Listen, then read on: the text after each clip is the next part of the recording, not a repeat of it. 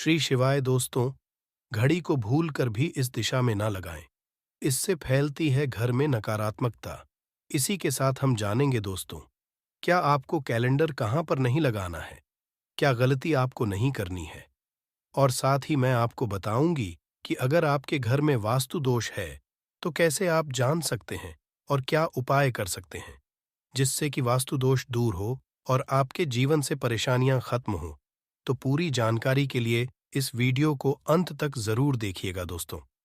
अब जानते हैं गुरु जी से कि वो क्या कहते हैं दोस्तों। हम सभी के घर में घड़ी का उपाय किया जाता है। घड़ी जो बीते समय और आने वाले समय के बारे में हमें सूचित करती है। अगर हमारे जीवन पर सबसे ज्यादा किसी का असर पड़ता है तो वह है समय। हर किसी समय एक जैसा नहीं होता। अच्छे और बुरे समय सभी के जीवन में आते रहते हैं। इस समय चक्र का चलना कायम ही रहता है। समय किसी के लिए नहीं रुकता। लेकिन अगर हम आपसे कहें कि आप अपने समय को अच्छा बनाने के लिए कुछ उपाय कर सकते हैं, जी हाँ, हम बात कर रही है घर में लगी घड़ी की, जिसे हम रोज निहारते हैं। पर कभी ये नहीं सोचा होगा कि ये घड़ी हमारा समय बदलने में और अच्छा समय लाने में मदद कर सकती है। दोस्तों, हम बार जीवन में छोटी छोटी चीजों को नजरअंदाज कर देते हैं, लेकिन वहीं कुछ चीजें हमारे भाग्य पर अच्छा बुरा असर डालती हैं। घड़ी की ही तरह घर में और भी कुछ चीजें हैं जो आपके वास्तु दोष का कारण बनती है और आपकी परेशानी की वजह बनती है। तो आइए पहले जान लें, क्या आपको अपने घर में वास्तु दोष के बारे में कैसे पता लगता है और किस तरह से आप बड़ी ही आसानी से इसे कर सकते हैं। दोस्तों, वास्तुशास्त्र के अनुसार किसी भी घर में वास्तु दोष होने से सुख, शांति और पारिवारिक उन्नति में बाधा पैदा होती है। वास्तु दोष के कारण पनपने वाली नकारात्मक ऊर्जा से व्यक्ति के भाग्य पर बुरा असर पड़ता है। साथ ही घर के लोगों को कई तरह की परेशानियों का सामना करना पड़ता है। दोस्तों, शास्त्रों के अनुसार अगर हम ये छोटे मोटे उपाय कर लें तो अपने घर नेगेटिव एनर्जी से छुटकारा पा सकते हैं। तो आइए जानते हैं, लेकिन उससे पहले दोस्त आपसे रिक्वेस्ट है कि वीडियो को लाइक करें, अपने दोस्तों के साथ शेयर करें, और अगर आपने अभी तक चैनल को सब्सक्राइब नहीं किया तो सब्सक्राइब करके बेल आइकॉन जरूर प्रेस कर लें। दोस्तों, नंबर 1, जीवन में तरक्की पाने के लिए रोज पहली रोटी गाय को दें, पीपल को जल चढ़ाएं और चींटियों को मिला आटा दें। तांबे के लोटे में जल लाल चंदन मिलाकर रात को अपने सर के पास रखकर सो जाएं। सुबह उस जल को तुलसी को चढ़ा दें। ऐसा करने से आपकी परेशानियां धीरे धीरे दूर हो जाएंगी। नंबर 2, वास्तु के मुताबिक अगर आपके घर में तिजोरी है और आप उसके सामने शीशा लगा दें तो इससे धन में बरकत होती है। व्यापारी लोग अपने कैश बॉक्स के सामने शीशा लगाएं, इससे आपके ग्राहक बढ़ेंगे। दोस्तों, 3, झाड़ू पोछा कभी भी खुले में नहीं रखना चाहिए। इन्हें हमेशा छिपाकर रखना चाहिए और झाड़ू कभी भी रसोई में नहीं रखनी चाहिए। नंबर 4, शौचालय का दरवाजा हमेशा बंद होना चाहिए। माना जाता है कि घर की नकारात्मक ऊर्जा शौचालय में ही बात करती है।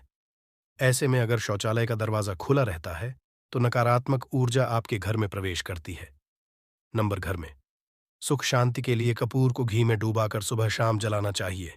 इससे घर में वास्तु दोष भी कम होता है और रह रहे सदस्यों के जीवन की परेशानियां दूर होती हैं। दोस्तों, नंबर 6, दुर्घटना से बचने के लिए शाम को हनुमान चालीसा के बाद कपूर जरूर जलाना चाहिए। नंबर 7, घर में जिस जगह वास्तु दोष हो वहां कपूर की 2 टीकियां रखें। खत्म हो जाने के बाद वहां दोबारा इसे रखें। नंबर 8, अस्त के बाद कभी भी किसी को दूध, दही या प्याज नहीं देना चाहिए।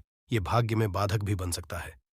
नंबर 9, घर के मुख्य द्वार पर कूड़ादान कभी भी न रखें। नंबर 10, घर में टूटा हुआ शीशा कभी भी नहीं होना चाहिए। नंबर 11, अच्छे भाग्य के लिए सुबह नहाते समय पानी में थोड़ा सा कपूर का तेल मिलाएं। शनिवार को चमेली का तेल भी मिला सकते हैं। नंबर 12, लक्ष्मी की कृपा पाने के लिए रोज रात को रसोई अच्छी तरह से साफ करके चांदी की कटोरी में कपूर और लौंग जलाएं। यह प्रक्रिया रोज की जाए तो घर में बरकत बनी रहती है और मां लक्ष्मी जल्द ही ऐसे घर से आकर्षित होती है। ऐसे घरों से नकारात्मकता हमेशा दूर रहती है। दोस्तों, नंबर 13, घर के सोने वाले कमरे में पौधे नहीं लगाने चाहिए। इससे आपके ऊपर नकारात्मक असर हावी हो सकता है। नंबर 14, घर में पौधे लगाते समय पानी में सेंधा नमक डालें। सादे नमक का भी आप उपयोग कर सकते हैं, लेकिन दोस्तों, ज्यादा फलदायी होता है आपको। शुभ फल जल्द ही हासिल होंगे। दोस्तों, घड़ी की सही दिशा आपके जीवन को भी सही रास्ता दिखाने में मदद कर सकती है। इसके अलावा कैलेंडर को किस जगह लगाना चाहिए और किस जगह पर नहीं, ये भी हम जानेंगे। सबसे पहली बात जिसकी हम बात करेंगे वो है दोस्तों, घड़ी का आकार, यानी घड़ी की शेख। दोस्तों, शास्त्र के अनुसार गोलाकार की घड़ी या अंडाकार घड़ी सबसे उत्तम मानी जाती है। पर आजकल देखा जा रहा है कि बाजार में कई तरह की घड़ियां मौजूद हैं, जिसमें घर के सदस्य या भगवान की तस्वीरें और फोटो भी लगी होती है। लेकिन दोस्तों, आपको बता दें कि घड़ी के साथ तस्वीरें लगाना बिल्कुल भी सही नहीं है। इससे आपके घर के सदस्यों के जीवन पर समय का असर देखने को मिल सकता है। और की तस्वीर घड़ी में बिल्कुल भी नहीं लगानी चाहिए, क्योंकि भगवान की तस्वीर को रोज धूप, दीप, अगरबत्ती और पूजन की आवश्यकता होती है, और घड़ी तो कई महीनों तक धूल में पड़ी रहती है। इससे भगवान का अपमान होता है और यह शुभ नहीं माना जाता। हो सके तो घड़ी का आकार गोल और अंडाकार ही पसंद है। घड़ी का गोल या अंडाकार बोना हमारी पृथ्वी के आकार को दर्शाता है, जो को और घड़ी में नुकीले कौन होते हैं, और वास्तु के अनुसार नुकीली चीजें नकारात्मक ऊर्जा का संचार करती हैं। दोस्तों, अगली बार जिसका आपको ख्याल रखना है वो ये है कि घड़ी को स्वच्छ रखें, साफ सफाई का ध्यान रखें, धूल ना जमा होने दें, और कहीं से भी घड़ी टूटी फूटी नहीं होनी चाहिए। दोस्तों, जैसा कि हम सभी चाहते हैं कि हमारे जीवन में सब अच्छा और बेहतर होता रहे, तो उसके लिए हम खुद को संवारे रखते हैं, नए कपड़े और नए आभूषण पहनते हैं। उसी तरह अपने घर की घड़ी को स्वच्छ और नए जैसा ही रखना चाहिए। ये कहीं से भी टूटी फूटी नहीं होनी चाहिए। समय समय पर घड़ी पर चढ़ी धूल और जालों को साफ करते रहें, जिससे आपका भाग्य भी धुंधला नहीं पड़ेगा। दोस्तों, कई घरों में आदत होती है कि पुरानी गाड़ी को बनवा कर ही चलाते रहते हैं। एक जगह नई घड़ी आई तो पुरानी किसी और जगह लगा देते हैं। कृपया ध्यान रखें, घर में पुरानी या फिर टूटी हुई या धूल चढ़ी हुई और बंद गाड़ी तो बिल्कुल भी ना रखें। क्यों? इससे घर में नकारात्मकता और दरिद्रता का वास होने लगता है। बंद पड़ी घड़ी को घर में रखने से व्यक्ति के जीवन में नए अवसर नहीं आते और वो अपने कार्य में सफलता हासिल नहीं कर पाता। अगली बार जिसका आपको ध्यान रखना है वो है घड़ी की सही दिशा। घड़ी को कभी भी दक्षिण दिशा में नहीं लगाना चाहिए। दक्षिण दिशा यमलोक की दिशा मानी जाती है।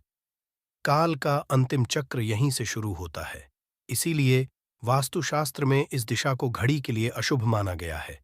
घर में घड़ी को उत्तर दिशा, पूर्व दिशा या पश्चिम दिशा में आप लगा सकते हैं, लेकिन ध्यान रखें कि घड़ी को कभी भी मुख्य द्वार, कमरे के दरवाजे या आने जाने के लिए उपयोग किए जाने वाले दरवाजे के ऊपर कभी भी नहीं लगाना चाहिए। इससे समय का असर आपके आने जाने की गति और दिनचर्या पर पड़ सकता है। दोस्तों, घड़ी के साथ कैलेंडर का भी ध्यान रखें। जहां घड़ी समय का चिन्ह है, तो वहीं कैलेंडर उससे जुड़ी तारीखों का लेखा जोखा बताता है। कैलेंडर को पूर्वी और उत्तरी दिशा की दीवार पर कभी भी नहीं लगाना चाहिए। ये इससे वास्तु दोष उत्पन्न होता है। और कृपया करके अपने घरों में नए कैलेंडर के साथ पुराना कैलेंडर कभी भी ना लगाएं। दोस्तों, घड़ी और कैलेंडर दोनों ही आने वाले समय के सूचक हैं, जो आगे बढ़ने की प्रेरणा देते हैं। उन्हें समय के अनुसार ही लगाना चाहिए। इस बात का हमेशा ध्यान रखें कि घड़ी का समय हमेशा सही होना चाहिए। बहुत से लोगों की आदत होती है घड़ी का समय आगे या पीछे रखते हैं, तो ये गलती आप ना करें। समय हमेशा सही रखें। इससे आपको कभी भी समय का कालचक्र और दुष्ट परिणाम हासिल नहीं होता। ये छोटा सा आप जरूर करके देखिए। दोस्तों, छोटी छोटी बातें हैं जिनका आपको ध्यान रखना है। दोस्तों, रखी हुई घड़ी और पुराना कैलेंडर आपके भाग्य को भी रुकावटों से भर देता है। इसीलिए वक्त के साथ आगे बढ़ते रहने के लिए घड़ी और कैलेंडर को बदलते रहिए, और कैलेंडर को कभी भी अपने सोने के कमरे में ना लगाएं, ना ही इसे कभी मुख्य द्वार पर टांगे। ये शुभ नहीं माना जाता। पुरानी घड़ी को दान में देना शुभ माना जाता है। इससे आपके जीवन से बुरा समय निकल जाता है। इसीलिए अगर आपके घर में कोई पुरानी घड़ी है जो टूटी फूटी ना हो और खराब ना हो, तो वो आप किसी जरूरतमंद को दान में जरूर दें। दोस्तों, हमारे हिंदू संस्कृति में प्रत्येक घर में प्रतिदिन पूजा पाठ करने की परंपरा है और इसके लिए सभी अपने घरों में अपने आराध्य का छोटा सा ही क्यों ना हो, परंतु एक मंदिर अवश्य ही बनाते हैं। नियमित पूजा पाठ करने से न सिर्फ मानसिक शांति मिलती है, बल्कि पूरे घर में सकारात्मक ऊर्जा भी व्याप्त हो जाती है। परंतु यह बात भी सच है कि पूजा पाठ करने के कुछ नियम भी होते हैं, जिन्हें यदि हम कर देते हैं तो हमें हमारी पूजा का पूरी तरह से फल हासिल नहीं होता।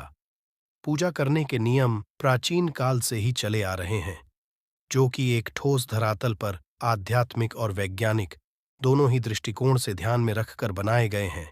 इसलिए हमें इन नियमों को बिल्कुल भी अनदेखा नहीं करना चाहिए। ऐसा ही एक महत्वपूर्ण नियम है नाद, यानी कि पूजा करते समय हम जब घंटी बजाते हैं, उसे बजाने के लिए शास्त्रों कुछ नियम निर्धारित किए गए हैं। शास्त्रों में देवताओं के सामने घंटी बजाने का बहुत अधिक महत्व बताया गया है, जिसे हम इस कृष्ण श्लोक के द्वारा समझ सकते हैं। आगम अर्थमतु देवानाम गमन अर्थम तु राक्षसाम घन्यथा रावम करुमियादो। देवता आह्वान चरण, इसका अर्थ है कि घंटी बजाने से देवताओं का आगमन और राक्षसों का गुमान होता है, और जो घंटियां राक्षसों से हमारी रक्षा करती है उसे हमारा नमन है। तो चलिए दोस्तों, जान लेते हैं कि पूजा करते समय जब हम घंटी बजाते हैं तो उसके पीछे क्या कारण है, घंटी को बजाने के क्या नियम है, और पूजा के वक्त घंटी बजाते समय होने वाली गलतियां कौन सी है जो हमें भूल कर भी नहीं करनी चाहिए। दोस्तों, क्या आपने कभी अपने घर के मंदिर में रखी हुई घंटी को ध्यान से देखा है? अगर आप ध्यान से देखेंगे तो आपको घंटी के ऊपरी हिस्से पर, यानी जहां से हम इसे पकड़ते हैं, उस पर गरुड़ बना हुआ देता है। अंततः घर पर जो हम घंटी इस्तेमाल करते हैं उसे गरुड़ घंटी कहा जाता है। पूजा करते समय गरुड़ घंटी का उपयोग भगवान को आमंत्रित करने, अर्थात भगवान का आवाहन करने के लिए किया जाता है, जिससे एक सुंदर ध्वनि से भगवान का आवाहन करने का आभास होता है। जब हम विधि विधान से पूजा करते हैं तो उसमें घंटी का उपयोग अवश्य रूप से करते हैं। पूजा संपन्न होने पर आरती करते विशेष रूप से नाद होना चाहिए, नहीं तो हमारी पूजा आदि अधूरी मानी जाती है। परंतु हम में से अधिकांश लोग इसे मात्र एक सामान्य प्रक्रिया मानते हैं और पूजा करते समय घंटी बजाना भूल जाते हैं। तो आइए जानते हैं उन नियमों के बारे में। मतलब आज की वीडियो पूरी तरह से आपके प्रश्नों पर आधारित है, जिनका उत्तर मैं आपको शास्त्रों के अनुसार देने का पूरा प्रयास करूंगा। तो वीडियो को पूरा जरूर देखें, और अगर आपको आज की वीडियो अच्छी लगे तो इसे लाइक जरूर कीजिए। जय मां लक्ष्मी आपके इस वीडियो को जो भी लाइक और चैनल को सब्सक्राइब करें, उसके जीवन में कभी भी धन की कमी ना होने देना। दोस्तों, हमारे प्राचीन शास्त्र की मान्यता है कि सृष्टि के निर्माण के समय सबसे पहले जो बड़ी सी ध्वनि निकली थी वह घंटी की आवाज के समान सुनाई दी थी। घंटी की ध्वनि में ओमकार नाथ का भी आभास होता है, इसलिए घंटी को ईश्वर की आवाज मानते हुए पूजा में स्थान मिला है। इसलिए घंटी का कभी भी अपमान न करें, और जिस तरह से देवी देवता की पूजा की जाती है वैसे ही घंटी की भी पूजा करनी चाहिए। दूसरी बात, घंटी को प्रणाम करके ही उसे बजाना चाहिए। बिना प्रणाम किए घंटी बजाना अच्छा नहीं समझा जाता। दोस्तों, आपने अक्सर यह महसूस किया होगा कि पूजा करते समय जैसे ही घंटी बजाई जाती है तो पूरे घर के साथ साथ संपूर्ण वातावरण शुद्ध और पवित्र सा हो जाता है और चारों ओर सकारात्मकता फैल जाती है। परंतु यदि हम नियमों को नजरअंदाज कर देते हैं तो हमें इसका संपूर्ण फल नहीं मिल पाता है। दोस्तों, अधिकतर लोग पूजा संपन्न होने पर सिर्फ आरती के समय ही घंटी बजाते हैं, परंतु यह भी ध्यान रखें कि भगवान को जल अर्पण करते समय, धूप दीप लगाते समय, नैवेद्य अर्पण करते समय नाद करना चाहिए। ऐसा करने से हमारी पूजा संपन्न मानी जाती है। दोस्तों, घंटी बजाते समय भगवान का नाम अथवा आरती अवश्य बोलनी चाहिए। 1 या 2 मिनट ना हो, परंतु प्रतिदिन सुबह शाम घर में घंटी अवश्य बजानी चाहिए।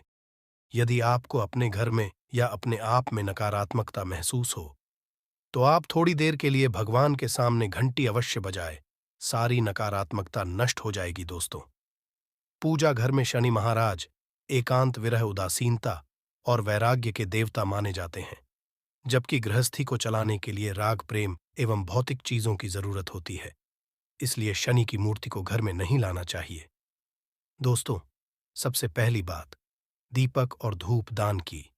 भारत की परंपरा मिट्टी से जुड़ी हुई है, इसीलिए मंदिर में पारंपरिक मिट्टी का दीपक अवश्य होना चाहिए।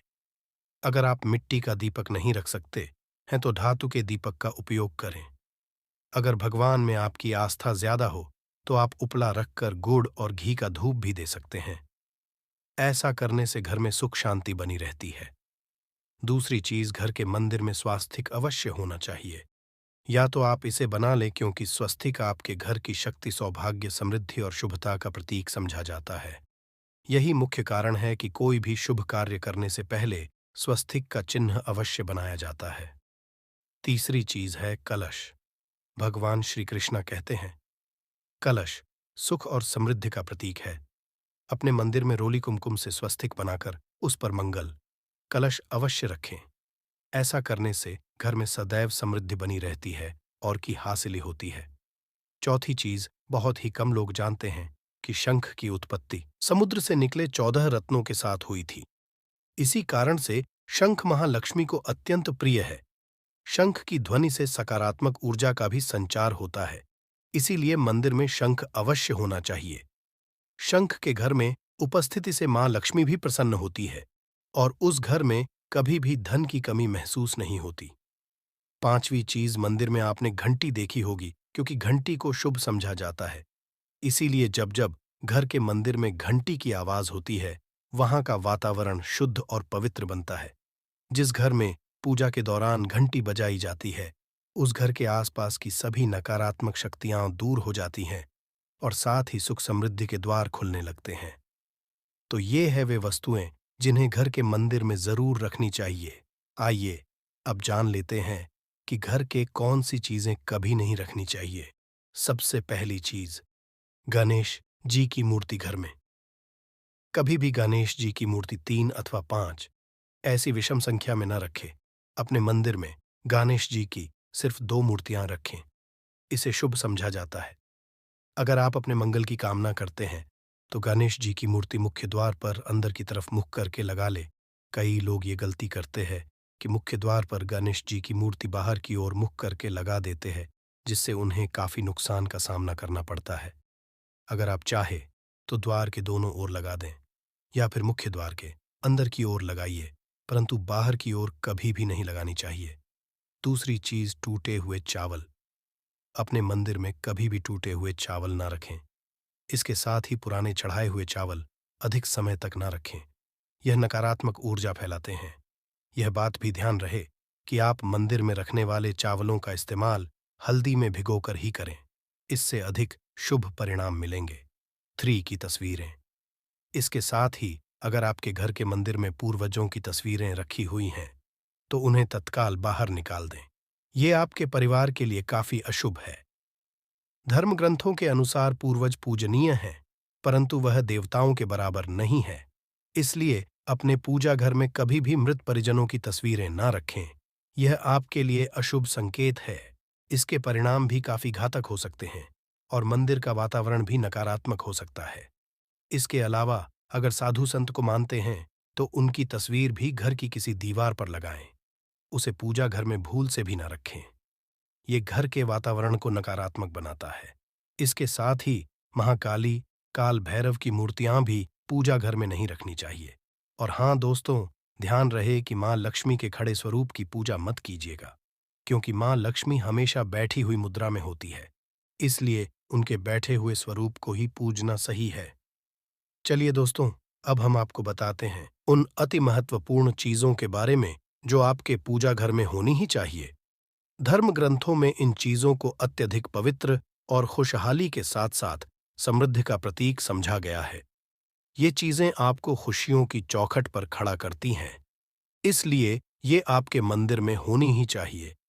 गंगा जल की पवित्रता के बारे में तो आप जानते ही होंगे। मां गंगा जो हर किसी के पापों को धूल देती है, लोगों को देती है। अगर आप भी अपने जीवन में सुख और शांति कायम रखना चाहते हैं तो घर के मंदिर में गंगा जल होना ही चाहिए। इसके लिए आप एक तांबे के पात्र में गंगा जल को भरकर रख सकते हैं। यह आपके परिवार में सुख शांति का प्रतीक है जो घर की पवित्रता को भी बनाए रखता है। इसलिए कभी भी प्लास्टिक की बोतल या अपवित्र बर्तन जैसे स्टील या लोहे के बर्तनों में गंगा जल नहीं रखना चाहिए। ये अशुभ होता है। अगर आप महालक्ष्मी को प्रसन्न करना चाहते हैं तो पूजा करते समय मां लक्ष्मी को कमल का फूल चढ़ाएं। मां लक्ष्मी कमल के फूल पर ही विराजमान रहती है, तो उन्हें बेहद प्रिय होता है, क्योंकि ये कीचड़ से निकलकर भी दुनिया में खूबसूरती और पवित्रता बिखेरता है। इसलिए माता लक्ष्मी की पूजा करते समय कमल का फूल जरूर चढ़ाना चाहिए। ऐसा करने से कई गुना लाभ आपको मिलेगा दोस्तों। इस दिवाली ध्यान रहे कि दीपक से दीपक ना जलाइए। शास्त्रों के अनुसार जो व्यक्ति दीपक से दीपक जलाता है वो रोगी होता है। ऐसा करने से रोग भी परिवार में पनपते हैं। इसलिए कभी भी दीपक से दीपक नहीं जलाना चाहिए। साथ ही मंदिर में एक घी का और एक तेल का दीपक जरूर जलाइए। ये आपको समृद्धि देगा। घी का दीपक दाईं तरफ और तेल का दीपक बाईं तरफ जलाने से समृद्धि बरकरार रहती है। इसके अलावा लेकर धूप धानी गंगाजल जैसी चीजों को बाएं रखना शुभ होता है। उम्मीद है दोस्तों आप ये समझ गए होंगे कि मंदिर में क्या रखना है। दोस्तों, नींबू के उपाय आज से नहीं बल्कि हजारों साल से पहले से इस्तेमाल किए जा रहे हैं। जो उपाय आज हम आपको बताने जा रहे हैं, नींबू का इस्तेमाल करके उससे आप अपनी हर समस्या का समाधान पा सकते हैं। अगर आप ज्योतिष शास्त्र वास्तुशास्त्र की किताबों में जाते हैं और अध्ययन करते हैं तो नींबू के ऊपर पूरे 11 अध्याय आपको जाएंगे, जिसका मतलब ये है कि नौकरी पाने के लिए नींबू का इस्तेमाल कैसे आप कर सकते हैं, अपने व्यापार को दौड़ाने के लिए कैसे नींबू का इस्तेमाल करना चाहिए, एवं अगर आपका शत्रु आपका विनाश करना चाहता है तो नींबू के उपाय से कैसे आप उल्टा अपने शत्रु का विनाश कर सकते हैं। आपके घर पे नकारात्मक शक्तियां हैं, बुरी शक्तियों का वास है। इन सब को भगाने के लिए नींबू कैसे रामबाण दबा समझा जाता है, इन सब के बारे में आपको वास्तुशास्त्र और ज्योतिष शास्त्र की किताबों में मिल जाएगा। दोस्तों, अगर आपका भाग्य सौ चुका है, आपके घर पर ऐसी शक्तियां आ गई हैं जिसकी वजह से आपके घर में लड़ाई होती रहती है, पति पत्नी में बनती है, तो दोस्तों आज के जो उपाय हम आपको बताने जा रहे हैं वो आपकी सारी समस्याओं का समाधान कर देंगे। स्वास्थ्य की दृष्टि से नींबू बहुत ज्यादा लाभदायक होता है। साइंस की भाषा में अगर कहे तो नींबू में विटामिन सी बहुत ज्यादा होता है। एसिडिटी आपको प्रॉब्लम है, पेट खराब रहता है, तो नींबू उसमें रामबाण की तरह काम करता है दोस्त। और नींबू के अंदर इतनी ताकत होती है कि वो एक से एक बड़ी समस्याओं को चुटकी में खत्म कर सकता है, कई बाधाओं को एकदम हमेशा के लिए पास से हटा सकता है। इसलिए अगर आप भी चाहते हैं कि आपके ऊपर माता लक्ष्मी का आशीर्वाद हो, भगवान भोलेनाथ आपको आशीर्वाद दे, तो ये वीडियो बिना भगाए अंत तक देखिएगा, क्योंकि इस वीडियो में आज आपको पता चलेगा कैसे नींबू के 10 उपाय करके आप अपने जीवन की हर परेशानी को खत्म कर सकते हैं। आपको हम एक एक उपाय के बारे में अब बताने जा रहे हैं, इसलिए बहुत गंभीरता से वीडियो को देखिएगा।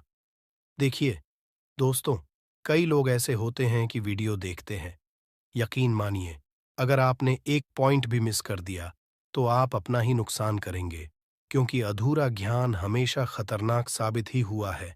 इसलिए वीडियो को अंत तक जरूर देखिएगा दोस्तों। सबसे पहले तो आप लोग कमेंट बॉक्स में आकर हर हर महादेव लिख दें, क्योंकि अगर भगवान भोलेनाथ ने किसी को आशीर्वाद दे दिया तो उसका काल भी कुछ नहीं बिगाड़ सकता। और वीडियो लाइक करके तुरंत चैनल को सब्सक्राइब कर दे दोस्तों। हर हर महादेव कमेंट बॉक्स में लिखना मत भूलिएगा। तो सबसे पहले आखिर कौन से वो 10 उपाय हैं जिसके लिए हमने ये बनाया है, तो बहुत ही ध्यान से सुनिएगा। तो पहला उपाय है बुरी नजर से बचने के लिए। अच्छा, आप लोगों ने अक्सर देखा होगा, ट्रक जब चलता है, गाड़ियां जब चलती है, या छोटी दुकानें होती हैं या फिर बड़ी दुकानें होती हैं, उसमें नींबू और मिर्च टंगा हुआ होता है। इसका मुख्य कारण क्या है, आज हम आपको बता देते हैं। देखिए, कहा जाता है कि जब भी लू चलती है और आप अपनी जेब में प्याज रख लेते हैं, तब आपको लू नहीं लगती है, या जहां पर गर्मी ज्यादा होती है वहां पर रखते हैं, तो प्याज जो होता है वो गर्मी को सुख है। अगर आपका व्यापार अच्छा चल रहा है और कोई व्यक्ति आपकी दुकान पर नजर लगा देता है, आपके बिजनेस पर नजर लगा देता है, तो यकीन मानिए एक कहावत कही गई है कि नजर से तो हरा पेड़ भी सूख जाता है। इसी तरीके से जो चलता हुआ व्यापार होता है वो तक बंद हो जाता है। अगर किसी व्यक्ति ने आपके ऊपर नजर लगा दी है तो इसीलिए लोग क्या करते हैं कि अपनी दुकान में नींबू और मिर्ची रखते हैं। इसका जो मुख्य कारण है बताया गया है कि ये बताया गया है कि नींबू का खट्टा और मिर्ची का तीखापन जो होता है वो बुरी नजर वाले व्यक्ति की को भंग कर देता है, जिससे वह अधिक समय तक खुद को असरदार नहीं पाता है। यह हिंदू पुराणों में साफ साफ लिखा हुआ है, जिसका मतलब यह है कि अगर आपका व्यापार चल रहा है और आप किसी का भी बुरा नहीं चाहते हैं और कोई व्यक्ति आपका बुरा चाहते हुए आपके ऊपर लगातार नजर लगवा रहा है, आपके ऊपर तंत्र विद्या करवा रहा है, बुरी आत्मा पीछे लगवा रहा है, और अगर आपने पहले से ही नींबू टांग रखा है तो यह सारा प्रभाव उल्टा उसके ऊपर पड़ जाएगा और वह बर्बाद हो जाएगा। इसलिए अगर आप कोई भी करते हैं तो नींबू और मिर्ची को टांग करके रखिएगा।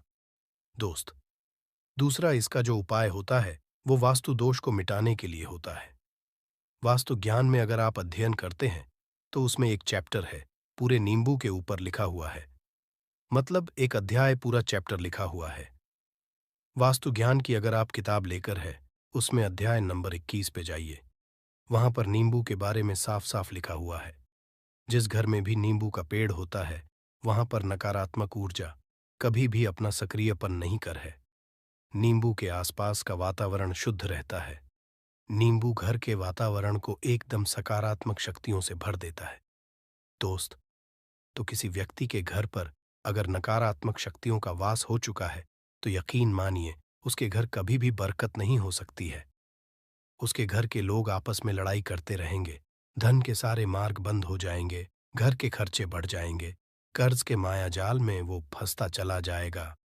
परंतु अगर आपके घर पर नींबू का पेड़ है तो आपके घर में सिर्फ सकारात्मक शक्तियां आएंगी।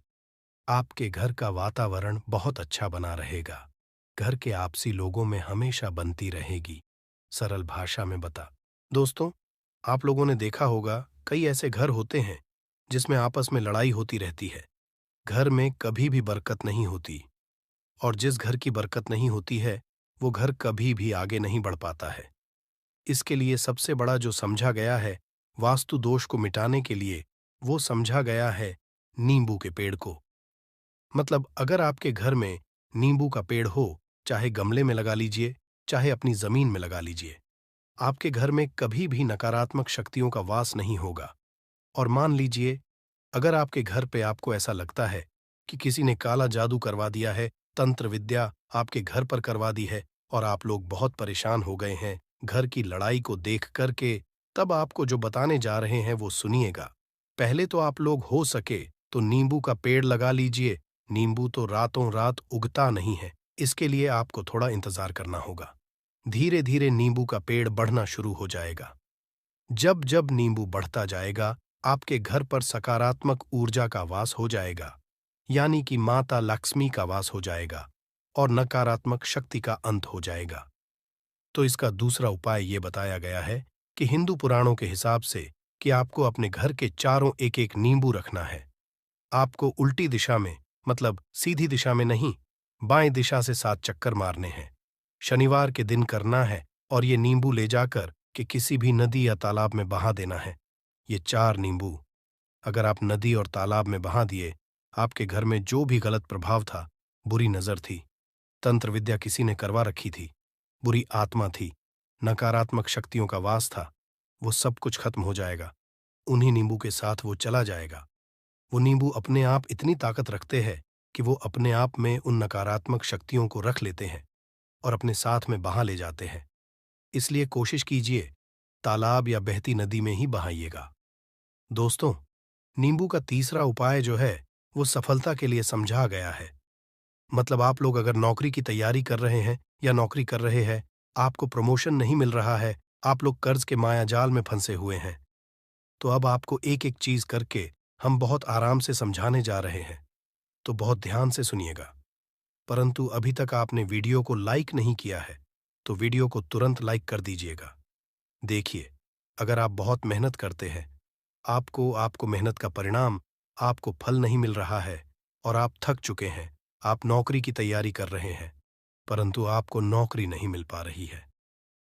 आप इंटरव्यू तो देने जाते हैं, परंतु इंटरव्यू में आपका सिलेक्शन नहीं होता है, तो इसके लिए वास्तु ज्ञान में साफ-साफ लिखा हुआ है। आपको हनुमान जी के मंदिर में जाना है, बहुत ध्यान रखिएगा। ये मंगलवार का दिन ही होना चाहिए।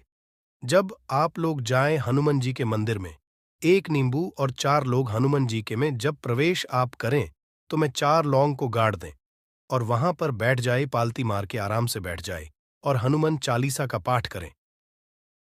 हनुमान चालीसा का पाठ करते हुए आपको इस नींबू को जिसमें हमने 4 लौंग गाड़ी हैं, उसको भगवान हनुमान जी महाराज को अर्पित कर दें। अगर आप इतना कर देते हैं तो यकीन मानिए, जो आपके ऊपर बाधाएं आई हुई थी, अगर आपका मंगल अच्छा नहीं चल रहा था, वो अच्छा हो जाएगा। नवग्रह जो आपके साथ नहीं दे रहे थे, तो वो आपका साथ देना चालू कर देंगे। दुर्भाग्य जो आपके पीछे पड़ा हुआ था, वो में बदल जाएगा, परंतु हनुमान चालीसा मन में पढ़िएगा, बोलकर मत पढ़िएगा।